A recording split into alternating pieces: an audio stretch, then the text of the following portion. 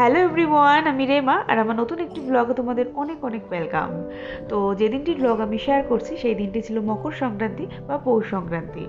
তো আমরা যেখানে থাকি অর্থাৎ গুজরাটে এই দিনটি খুব বড় উৎসব হিসেবে পালিত হয়, উত্তরায়ণ হিসাবে বা কাইট ফেস্টিভ্যাল হিসাবে। এই দিন মানুষরা সারা দিন ঘুড়ি ওড়ায় আর এটা এই মানে স্টেটের ভীষণ গ্র্যান্ড একটা ফেস্টিভ্যাল বা পশ্চিম ভারতেরও বলা যায় একটা গ্র্যান্ড ফেস্টিভ্যাল।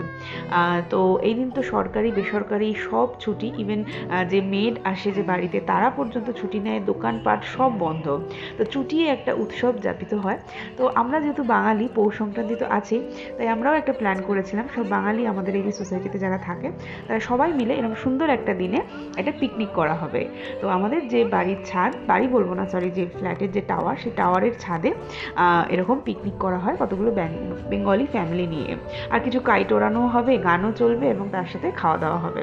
তো বিশাল কিছু মেনু রাখা হয়নি, বাসমতি চালের ভাত আর ছিল মটন কষা আর একটু চাটনি পাঁপড়, একদম সিম্পল আইটেম ছিল। গরম গরম সবাই মিলে মানে একসাথে খাওয়া দাওয়া হবে এরকমই প্ল্যান করা হয়েছে। তো এখানে বাচ্চারা সবাই ঘুরি ওড়াচ্ছে, আমরাও খুব আলু পেঁয়াজ টেয়াজ কাটলাম। এখন এই আলু ভাজা হচ্ছে, এই যে মাটন আনা হয়ে গেছে। তো এবার মাটন রান্না হবে, ভাতও রান্না হবে। তো ব্লগটা দেখো, আশা করি তোমাদের খুব ভালো লাগবে। আর একটা খুব সুন্দর হাওয়াও চলছিল, খুব যে ঠান্ডা ছিল এমন নয়, হাওয়া চলছিল ঘুরির জন্য। আমরা খুব মজা করি সেই দিনটা পিকনিক সেলিব্রেট করে।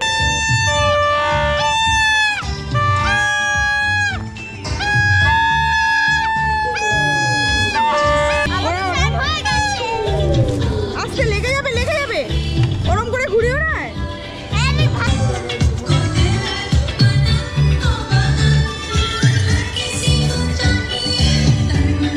বাবা চোখে এটা ছুটকে সেরকম লাগবে। এখানে তো রান্না হয়ে গিয়েছে। ভাতটা না ঘরে রান্না করা হয়েছে, হাফ চালের ভাত আমার ঘরে হয়েছে, হাফ চালের ভাত একটা বৌদি আছে তার ঘরে হয়েছে। তো এখন সবাই খেতে বসে গিয়েছে। তো এই যে মাংস নিয়ে বৌদি দাঁড়িয়ে আছে আর আমি একটু ভাত সার্ভ করছিলাম, তারপরে মাংসও সার্ভ করি। তো পিকনিক মানে এমন একটা ব্যাপার না, রান্নার টেস্ট যেমনই হোক না কেন, সবাই মিলে বসে ওই তেল কম, নুন কম, ঝাল বেশি, একটু আধ কাঁচা, এই খাবারের টেস্টটা যেন বাড়িতে নিজে রান্না করেও আসে না, তাই না? ঠিক বলুন। সবাই মিলে বসে ওরকম একটা খাওয়ার জন্য একটা বিশালই ব্যাপার থাকে। তো খুব ভালো লাগছিল। শীতকালে আমাদের সেরকম একটি পিকনিক হয়নি, তো এই হলো পিকনিক। তো এরপরে অ্যাকচুয়ালি আমার বাড়িতে প্ল্যান রয়েছে, বাড়িতে প্ল্যান বলতে যেহেতু আমার গোপাল রয়েছে, তাই গোপালকে তো আমি কিছু বানিয়ে দিই। তো এইখানে পুরো বিকালটা কাটানোর পরে সন্ধ্যার দিকে ঘরে গিয়ে ফ্রেশ হয়ে আমি পৌষ সংক্রান্তির যে কিছু করতে হয় সেটুকু আমরা করি। তো এখানে এই সবাই মিলে খেতে বসা হয়েছে। অ্যাকচুয়ালি আমরা যখন খেতে বসেছি না, ভিডিও করা হয়নি, সেই সময় মনে থাকেনি আর কেউ ছিলও না। তা আমরা খাওয়া দাওয়া হয়ে যাওয়ার পরে বাচ্চারা খুব মজা করে, এখানে নাচ গান হয়, আমরাও কিছুক্ষণ বসে থাকি, একটা পড়ন্ত বিকাল সবাই মিলে এনজয় করি। দেখো ঘরে ঢুকিনি তো আমি। আমি কি করে জানবো? ভাই হাই করো, হাই করো।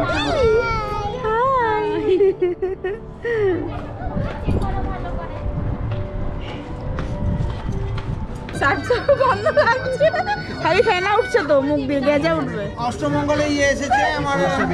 সারাদিন ভীষণ আনন্দ মজা করে কাটানোর পরে বিকালবেলা আমরা যে যার ঘরে চলে যাই।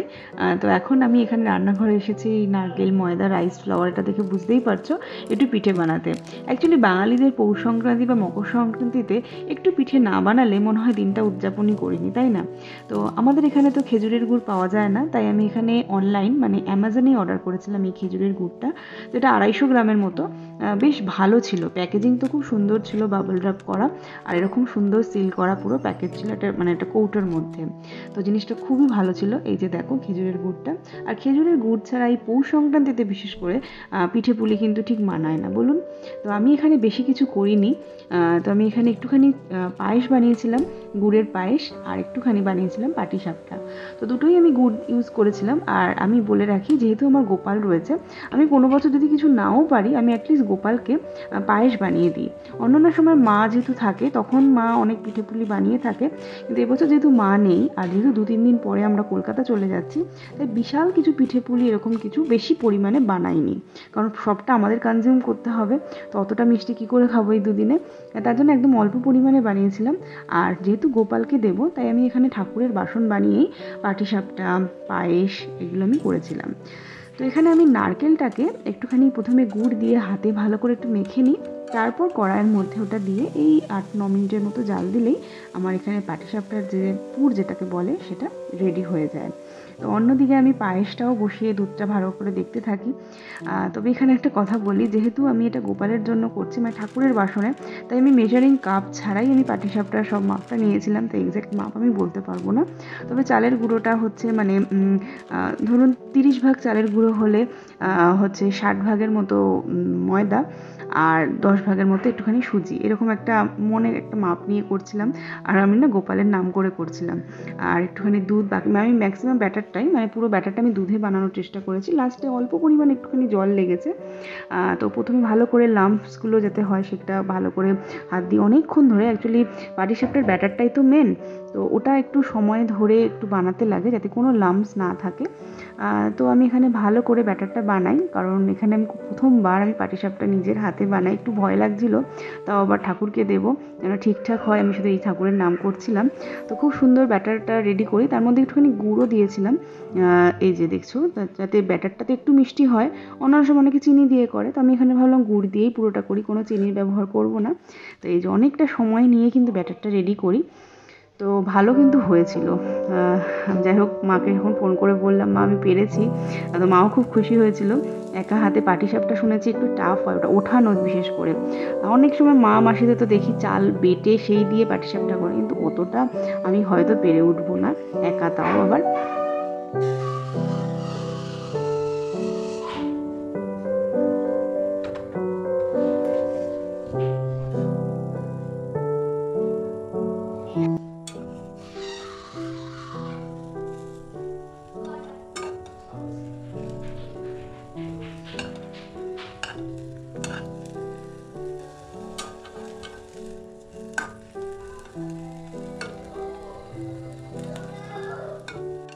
দেখতেই পেলে পাটিসাপটাগুলো খুব সুন্দর উঠেছে আর খুব সুন্দর হয়েছে খেতে। রোহান খুব একটা নারকেলের পিঠে খায় না, নারকেল পছন্দ করে না, কিন্তু এই কটা পিঠে করছি, একটুখানি নারকেল তো দিতে লাগে পৌষ সংক্রান্তিতে। আর আবার কি করে সেই দুধের জাল দিয়ে ক্ষীর দিয়ে বানাবো বলুন। তো ওই নিজেই বলেছে অল্প করেই করতে। তো এখানে 8টা কি 9টার মতো পাটিসাপটা হয়েছিল। আর এখানে আমার পায়েস, পাটিসাপটা সবই রেডি গোপালকে দেওয়ার জন্য। এরকম করে একটা থালায় গোপালের ভোগ বানিয়ে নিয়েছিলাম। তো এই ছিল আমার পৌষ সংক্রান্তি। তো পৌষ সংক্রান্তিটা তো খুব সুন্দর কাটলো। আর মনে মনে একটু ভয় হচ্ছিল দিতে পারবো কি না গোপালকে, বাট গোপাল চাইলে মনে হয় সবটা করিয়ে নেয়, তাই না? তো ব্লগটা আজকে এখানেই শেষ করছি। সবাই খুব ভালো থাকবেন, সুস্থ থাকবেন। দেখা হবে অন্য একটি ব্লগে। Thank you for watching. Tata.